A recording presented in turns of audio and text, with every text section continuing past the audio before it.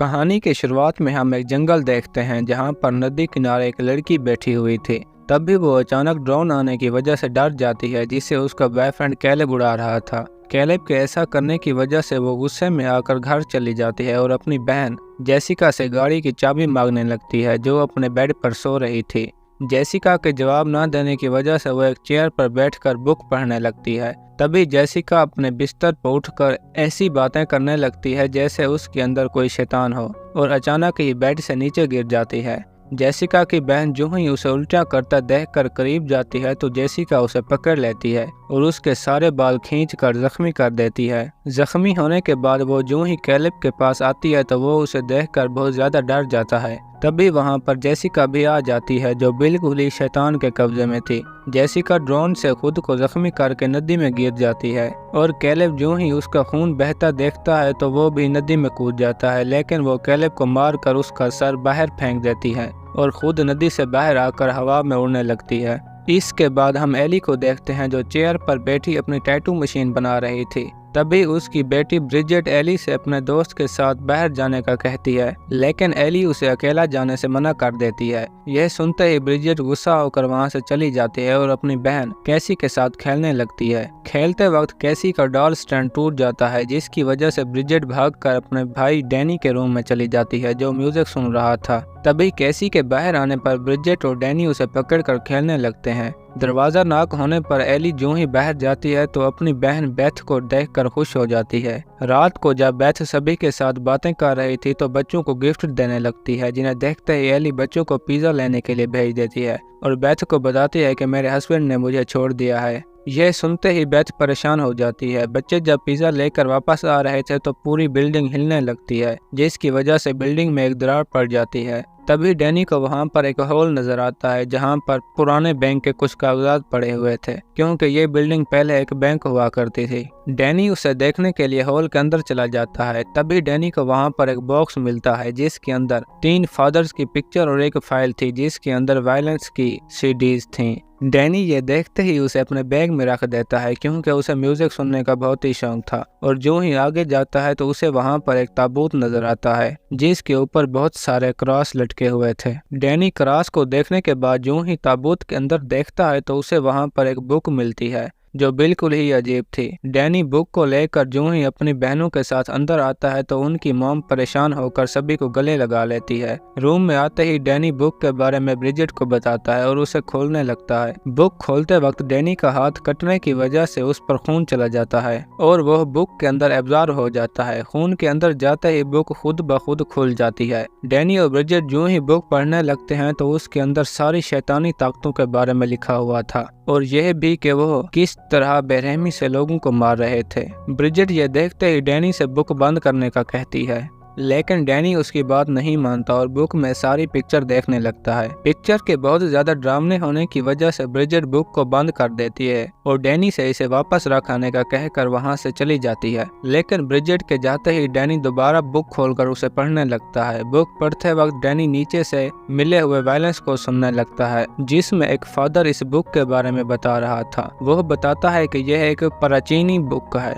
जिसके पढ़ने से इंसान पर शैतान हावी हो जाता है। यह बताते ही फादर शैतान को बाहर लाने के लिए मंत्र पढ़ने लगता है। डैनी यह सुनते ही वायलेंस को ऑफ करने लगता है। वायलेंस के ऑफ ना होने की वजह से बुक के अंदर का शैतान आजाद हो जाता है और वो डैनी की मॉम जो लिफ्ट से अपना सामान ले जा रही थी को पकड़ लेता है और उसके जिस्म पर कब्जा कर लेता है। लिफ्ट से बाहर आने के बाद एली किचन में जाकर कुछ अजीब हरकतें करने लगती है जिन्हें देखकर बच्चे परेशान हो जाते हैं और अचानक ही एली शैतान के कब्जे में आकर जमीन पर चलने लगती है। किचन से बाहर आते ही एली उल्टी करके बेहोश हो जाती है। बेथ और डैनी जो ही एली को बाहर ले जा रहे थे तो लिफ्ट के खराब होने की वजह से उसे बिस्तर पर लिटा देते हैं। इस सब के बाद वहां पर गैब्रियल और मिस्टर फोंडा भी आ जाते हैं जो उनके पास में रहते थे। गैब्रियल एली की हालत देखकर फोंडा और बेथ के साथ प्रार्थना करने लगता है और प्रार्थना करते ही फोंडा के साथ बाहर जाने का दरवाजा खोलने लगता है जो आज से पहले किसी ने भी इस्तेमाल नहीं किया था। बेथ जब एली के पास अकेली थी तो उससे बातें करने लगती है क्योंकि उसे नहीं समझ आ रहा था कि ये सब कुछ क्या हो रहा है।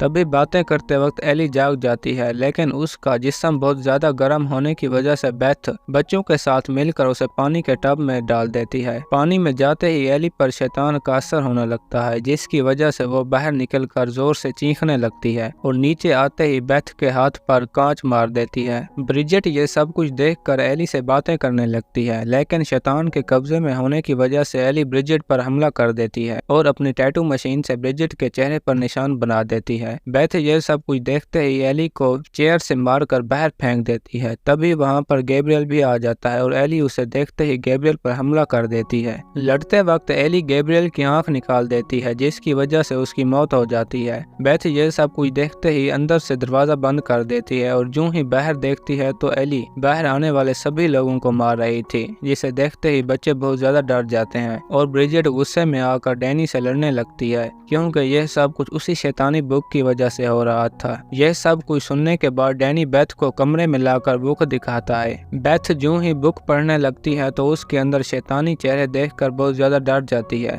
तभी डैनी उसे वायलेंस के बारे में भी बताता है, जिसके अंदर एक फादर इस बुक के बारे में बता रहा था। दूसरी तरफ जब कैसी कमरे में बैठी थी तो उसे म्यूजिक की आवाज सुनाई देती है। कैसी आवाज सुनते ही उसका पीछे जाने लगती है और जो ही आगे जाती है तो एली उसे दरवाजा खोलने का कहती है। कैसी उसकी बात मानकर जो ही दरवाजा खोलती है तो एली उसे पकड़ लेती है। तभी कैसी की आवाज सुनकर वहाँ पर डैनी और बेथ भी आ जाते हैं और वो कैसी को पकड़कर वापस दरवाजा बंद कर देते हैं। दूसरी तरफ जब ब्रिजेट अपना चेहरा देख रही थी तो उसका जख्म और भी ज्यादा बढ़ने लगता है, जिससे मालूम हो जाता है कि अब ब्रिजेट पर भी शैतान असर कर रहा था और अचानक ही ब्रिजेट के नाक और कान से खून बहने लगता है, जिसे देखते ही वो डर कर पानी पीने लगती है। इसके बाद हम ब्रिजेट को किचन में देखते हैं जहां पर वो गिलास खा रही थी। तभी वहां पर बेथ आ जाती है, जिसे देखते ही ब्रिजेट उस पर हमला करने लगती है और पकड़कर उसके पांव को जख्मी कर देती है। तभी डैनी के आते ही ब्रिजेट उसके पीछे लग जाती है और उसके पीछे कमरे में पहुंच जाती है। ब्रिजेट जो ही कैसी को देखकर भागने लगती है तो कैसी अपना डॉल स्टैंड ब्रिजेट के मुंह में घुसा देती है। तभी वहां पर बेथ भी आ जाती है। ब्रिजेट डॉल स्टैंड को निकालते ही जमीन पर गिर जाती है और उसके मुंह से खून बहने लगता है और यह सब कुछ देखते ही डैनी उसे बिस्तर पर बांध देता है।